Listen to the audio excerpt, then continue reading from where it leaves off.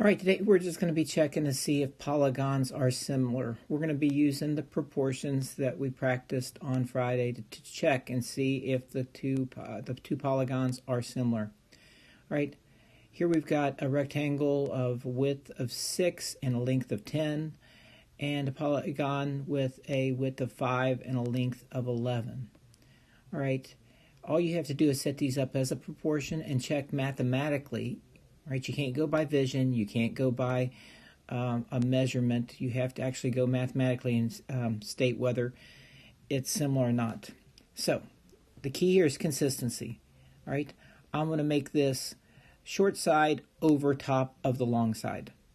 All right, so this is going to be 6 over 10. We're going to check and see if it's equal to the short over the long side of the second. All right, now to check this, all you do is cross multiply. And I think it's pretty obvious to anybody just looking at this, it's not going to be. 6 times 11 is 66. All right, 10 times 5 is 50. So these are not equal. That means these are not similar polygons.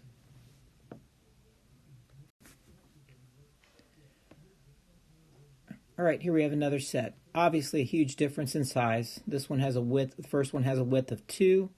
The second one has a length of, the first one has a width of 2 and a length of 3. And the second one has a width of 10 and a length of 15. All right, let's set up our proportions and see if these two are similar.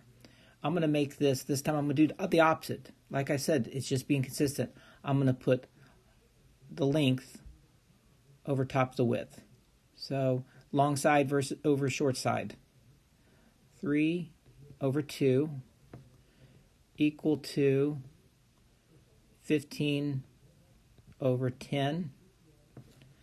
All right, we cross multiply. 3 times 10 is 30. 2 times 15 is 30. So yes, these two are similar polygons. All right, when you're dealing with these, sometimes you have to deal with decimals, and it's no big deal. You still treat it the same way. All right, I'm checking these two polygons to see if they're similar. I'm going to make this basically short side over long side. As long as you're consistent, it's not going to cause you a problem.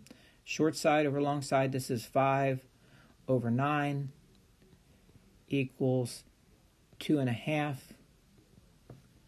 over 4.5.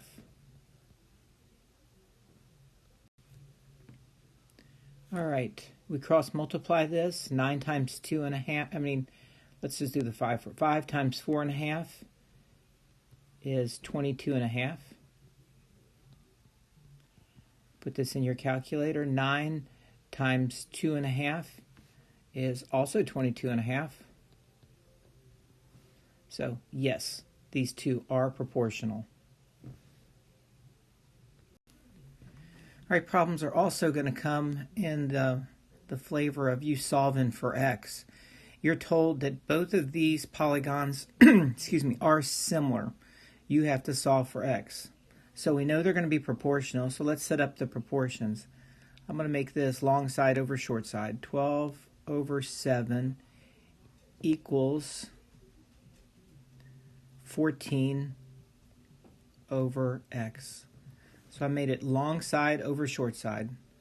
And I keep saying this, but it could have been the other way around. It could have been 7 over 12 over x over 14. It doesn't matter as long as you're consistent with the two drawings. All right. So I do my cross multiplication. 12 times x is 12x. 7 times 14 is 98. All right, now to solve for it, divide both sides by 12. 12s on this side cancel out. I'm left with 98 divided by 12 equals x equals 8.17. All right, I'm going to do a few. I'm going to do a few more, but I would suggest that you stop the video and try it yourself. All right, everything we did till now had been quadrilaterals. The same principles goes for triangles. It goes for any other kind of polygon. So set up my proportions on this. I'm going to go long side over short side, long side over short side, which we're going to make x. All right. So then we cross multiply. I get 9 times x equals 9x. 14 times 6.5, which equals 91. Right? I divide both sides by 9 so that the 9's cancel out. I'm left with x equals 91 divided by 9 equals 10.1.